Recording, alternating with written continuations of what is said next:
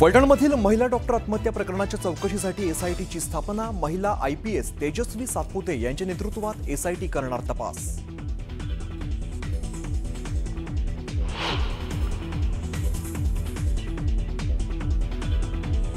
पुण्याच्या कोंढवा परिसरात गोळीबारात गणेश काळे या व्यक्तीचा मृत्यू। अंधेकर कोमकर टोळी युद्धातून हत्या झाल्याची माहिती। 4 आरोपींना अटक।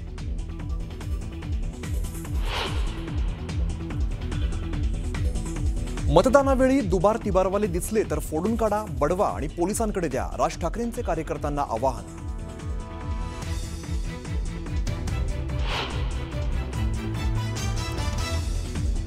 ठाकरेंच्या कुटुंबातील चौघांची नावं यादीतून बाद करण्याचा प्रयत्न केल्याचा उद्धव ठाकरेंचा दावा।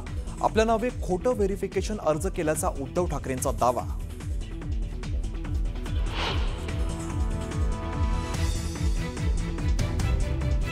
मराठी हिंदी महाराष्ट्रासाठी आम्ही एकत्र, मराठी हिंदू महाराष्ट्रासाठी आम्ही एकत्र, आम्हाला भक्कम साथ द्या। सत्याच्या मोर्चातून उद्धव ठाकरेंचे राज ठाकरेंसोबत युतीचे संकेत।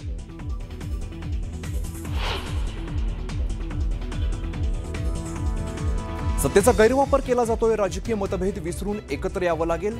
विचारधारा वेगळी असली तरी आम्ही सर्व एकत्र, शरद पवारांचं महत्त्वाचं विधान।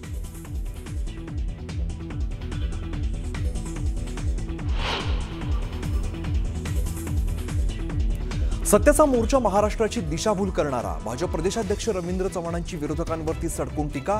विरोधकांच्या सत्याच्या मोर्चाला भाजपाचं मूक आंदोलनातून प्रत्युत्तर।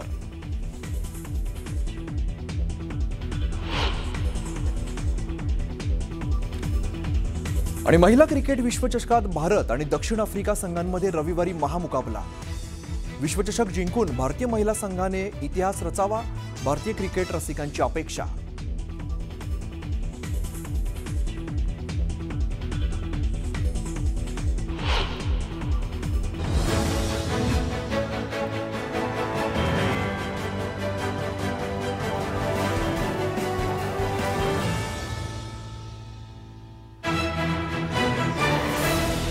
दिवसभराच्या बातम्यांमध्ये सगळ्यांचं स्वागत। नमस्कार, मी अमित कत्रे।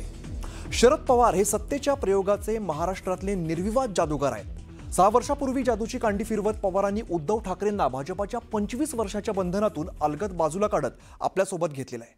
आज सत्तेच्या प्रयोगातली आणखीन एक काडी फिरलेली दिसली। दोन्ही ठाकरे एकत्र तर आलेच, पण पवारांनी त्यांना दोन्ही काँग्रेसच्या सोबत उभं केलं। हा सत्याच्या व्यासपीठावरचा सत्तेचा प्रयोगच म्हणायला हवा। आम्ही एकत्र आलो आहोत, ते मराठी माणसासाठी आलो आहोत। आम्ही एकत्र आलो ते हिंदूंसाठी आणि महाराष्ट्रासाठी आलेलो आहोत। तुम्ही भक्कमपणाने साथ देणं हे वर्षांनंतर दिसून आलं। मोर्चात मार्गक्रमण करत असतानाच राज आणि उद्धव ठाकरेंनी एकमेकांशी संवाद देखील साधला होता। सत्याच्या मोर्चात स्टेजवर सुद्धा राज ठाकरे आणि उद्धव ठाकरे एकत्र बसले होते। याच मोर्चावेळी बोलताना उद्धव ठाकरेंनी जनतेसाठी एकत्र आलोय, साथ द्या असं आवाहन केलं।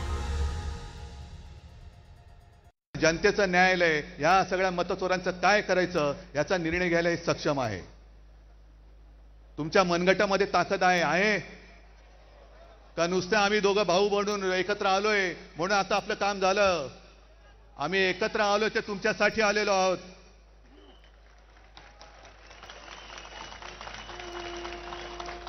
आम्ही एकत्र आलो आहोत ते मराठी माणसासाठी आलो आहोत। आम्ही एकत्र आलो ते हिंदूंसाठी आणि महाराष्ट्रासाठी आलेलो आहोत।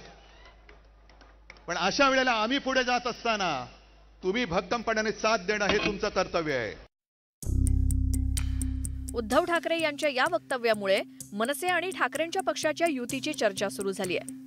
गेल्या काही दिवसांपासून ठाकरे बंधूंच्या भेटीगाठी वाढल्या आहेत। याच पार्श्वभूमीवर उद्धव ठाकरेंच्या या वक्तव्यामुळे मनसे आणि ठाकरेंच्या पक्षाच्या युतीचे संकेत मिळत आहेत। विशेष म्हणजे दोन्ही ठाकरे बंधूंनी मतदार याद्यांच्या घोळाविरोधात एल्गार पुकारलाय। माझ्या आठवणीप्रमाणे संयुक्त महाराष्ट्राच्या नंतर महाराष्ट्रामध्ये सर्व राजकीय पक्षांची एकजूट पहिला प्रथम झाली असेल। ही विरोधी पक्षांची एकजूट नाही, ही लोकशाहीचं प्रतिनिधित्व आणि लोकशाहीचं नेतृत्व करणाऱ्या सर्व राजकीय पक्षांची एकजूट आहे। आणि मतचोरी करणाऱ्यांना सांगतो की आज नुसती ठिणगी बघताय, या ठिणगीचा वणवा कधी होऊ शकेल एवढं लक्षात ठेवा। तुमच्या बुडाला आग लावण्याची ताकद या ठिणगीमध्ये आहे।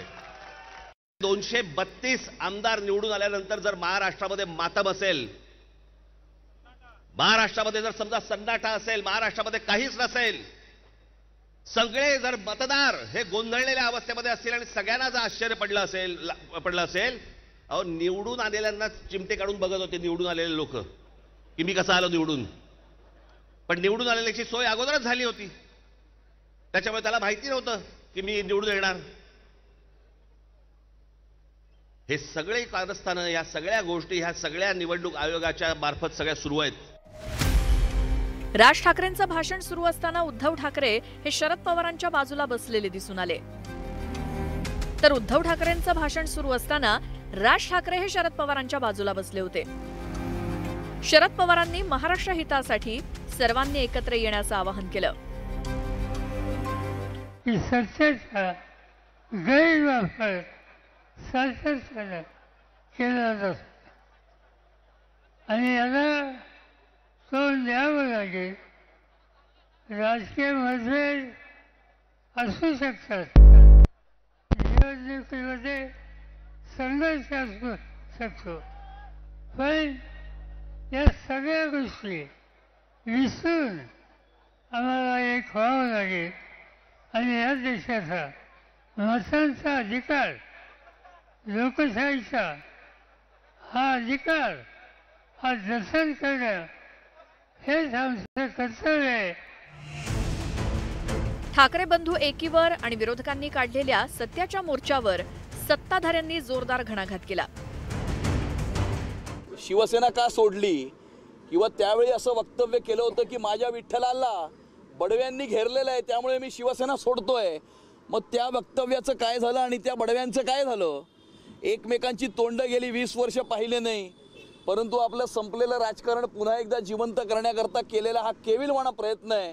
आणि मुंबईकरांना याच्यामध्ये काही इंटरेस्ट नाही, याच्यामध्ये मुंबईकर हा ब्रँड आहे. सत्याच्या मोर्चाच्या निमित्तानं विरोधकांच्या एकीचं दर्शन घडलंय. ठाकरे बंधूंची एकी सुद्धा यावेळी बघायला मिळाली. आगामी काळात ठाकरेंचा पक्ष आणि मनसेच्या युतीचे संकेत या सत्याच्या मोर्चातून मिळत आहेत. Bureau report, news 18 Lokmat. मतदार याद्यांमधील घोळाविरोधामध्ये महाविकास आघाडी आणि मनसे